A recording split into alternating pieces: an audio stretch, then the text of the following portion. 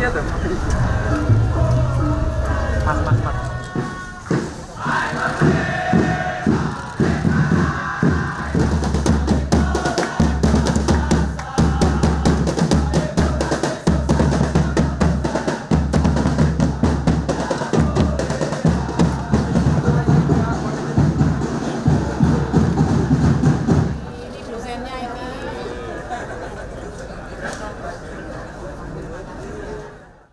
Yang pertama saya ingin menyampaikan penghargaan yang setinggi-tingginya kepada dosen pembimbing saya, Bapak Kasmujo. Tadi ada tadi. Ke depan Pak Kasmujo.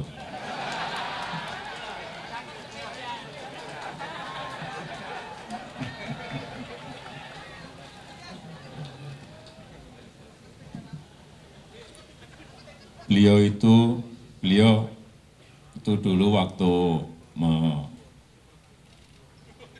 membimbing saya, seingat saya galak sekali.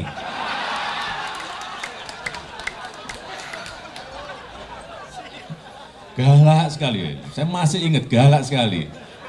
Tapi sekarang saya melihat beliau sangat bijak sekali. Sudah berubah. Ya enggak, saya enggak tahu yang berubah saya atau yang berubah Pak Kasmujo. Tapi sekali lagi Pak Kasmujo, saya mengaturkan banyak terima kasih karena bimbingan Bapak di jurusan teknologi kayu, saya bisa menyelesaikan skripsi saya, meskipun saya lupa juga bolak-baliknya berapa kali. Karena begitu maju dibentak balik, begitu maju dibentak kok galak sekali. Tapi sekarang alhamdulillah saya kira atas bimbingan Pak Kasmujo, ya dulu cita-cita saya kira sama banyak rekan-rekan saya pengennya jadi pegawai perhutani. Tapi saya juga daftar saat itu, saya daftar tapi nggak diterima. Diterimanya jadi presiden.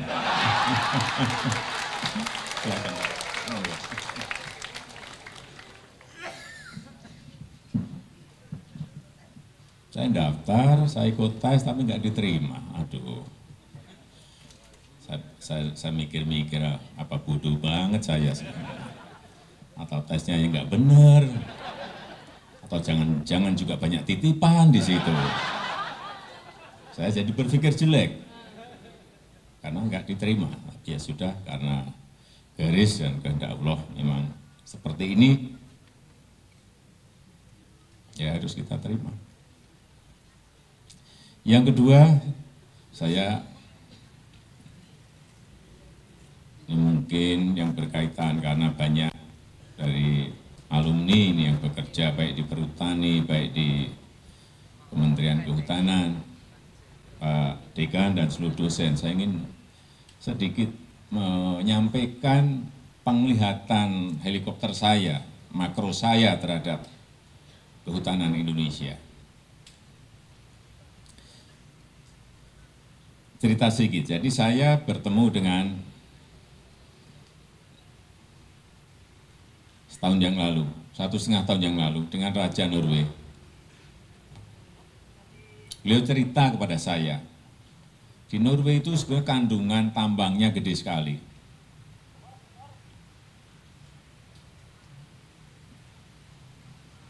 Gas, minyak, katanya ini saya akan nanya dengerin. Dan tambang itu banyak. Tetapi justru di sana yang dikembangkan adalah kehutanannya, hutannya. Dan hanya dari situlah mereka menjadi negara dengan income per kapita yang sangat tinggi. Saya nggak ingat berapa, tapi sangat tinggi.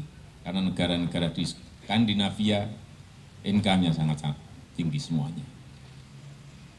Padahal di sana ada keterbatasan lahan.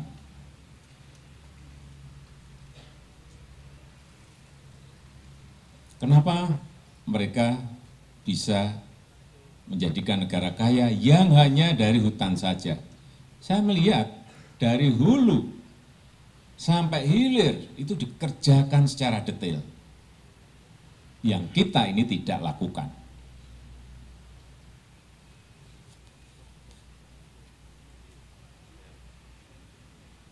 Mulai dari penanaman, mulai dari pemeliharaan, kemudian di penebangan, semuanya dikerjakan dengan cara-cara manajemen yang sangat detail sekali.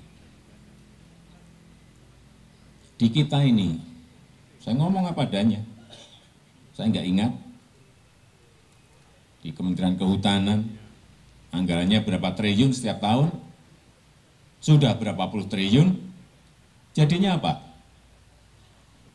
Tunjukkan kepada saya hutan yang jadi.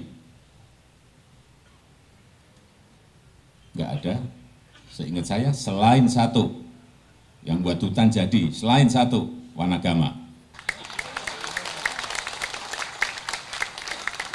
112 hektar jadi, dan betul-betul menjadi hutan penuh.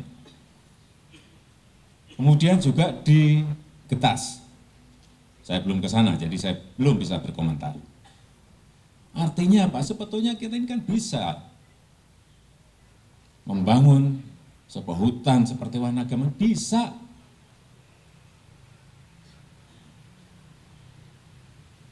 Dan anggaran di Kementerian Kehutanan gede sekali. Karena kalau ini tidak kita bangun, hutan-hutan seperti Wanagama ini, nanti yang hutan konservasi grogoti habis terus, lama-lama hilang kita. Sehingga harus ada yang menyediakan sendiri areal khusus untuk entah untuk pub, entah untuk bangunan, entah untuk furniture, memang harus ada. Kembali lagi, artinya kita ini bisa, tetapi tidak mau mengerjakan. Mohon maaf, karena yang di perhutani, yang di Kementerian Kehutanan juga teman-teman saya semuanya. Mestinya anggaran yang ada setiap tahun triliunan itu ya jadi barang. Ya kalau nggak bisa puluhan ribu ya 1.000, 2.000 tapi jadi itu setiap tahun. Sehingga kalau 20 tahun itu sudah jadi berapa ribu hektar gitu. Nggak usahlah kita ini kayak dulu-dulu. Terlalu menanam pohon 1 miliar, ya kan? Nanti kalau di daerah menanam pohon 1 juta pohon, ya kan? Mana yang jadi? 1 juta pohon paling 3 ekor aja yang hidup. 1 miliar mungkin hanya 6 pohon saja yang tumbuh. Ya kita harus ngomong apa adanya. Sekarang udah kita ini memang harus belak-belakan, tapi yang paling penting ke depan harus diperbaiki. Kita memiliki lahan yang sangat-sangat subur sekali di mana-mana. Yang berbahagia saat ini kita menyaksikan Bapak Presiden menuju ke area penanaman pohon, dan yang akan ditanam saat ini adalah cendana Santalum album lin yang tumbuh alami di Kepulauan Indonesia bagian timur. Kayunya mewah karena mengandung bahan minyak wangi, namun